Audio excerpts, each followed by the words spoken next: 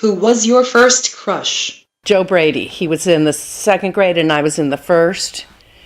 And then he later on, he turned out to be my very first honest-to-goodness date, like in a car going to a movie, a date. And that was that. How would you describe your mother? My mother in high school, when I was growing up, was lost. She had just lost her husband. She was a single mom, and she drank a lot, which I can relate to. But in those days, they called it bad. Anyway, so in high school, we had a lot of fights. And it wasn't until I was in my later 20s that I got very close with her. She was so thrifty, being that generation that saved money for the Depression era generation. She brushed her teeth in the kitchen so that the water didn't have to go all the way to the back of the house. That was saving money in her mind. What was your first job? And how well did you do it? My very, very first job was very short-lived, and that was in high school. My friends had gotten jobs, and I wanted to get a job too. And what they were doing is this telemarketing. And it was in the very early stages of when they originally started telemarketing. So I went with them one time, and they hired me, and I must have been 16 or something. And on the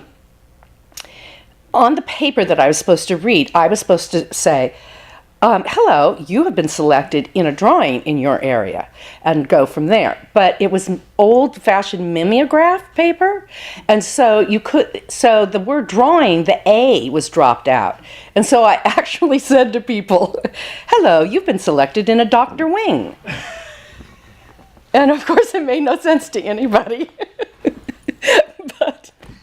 And I don't question those things. You see, I'm just like, okay, so it says you're selected in a Dr. Wing.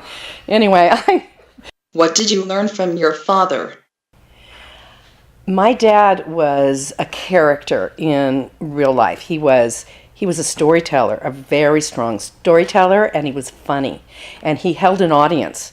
So when we had guests at our house, I learned so much from his version of making people laugh, telling good stories. He was an amazing storyteller. Every Saturday morning, Mark and I would crawl in bed with him, and before we could really talk well, we used to call it talkatory. So tell him to tell us a story, and he would spend hours telling us stories. So I learned most from my dad, storytelling. What do you want to be doing in 20 years? In 20 years, do you know, I will be 82 in 20 years. 82! Well, okay, so what do I want to be doing in 20 years?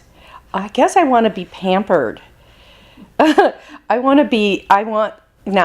you all to hear this carefully. When I die, I want you to put more hair on me in the coffin, put a lot all around me and stuff. And okay, so that's something I just realized I have to put in my will. At 82, I hope to be with dear old friends on rocking chairs with drugs and alcohol and laughing our heads off about all kinds of things. What's the secret to being really happy?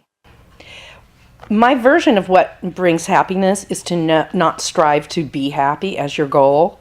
My version of being happy is being old enough to know that in life, it's like the ocean, and waves come in and you're happy, and waves go out and you're not. And it happens all the time. And every time that you're happy, it can change into being very unhappy, and knowing that you can survive both versions, and that before you know it, you're happy again.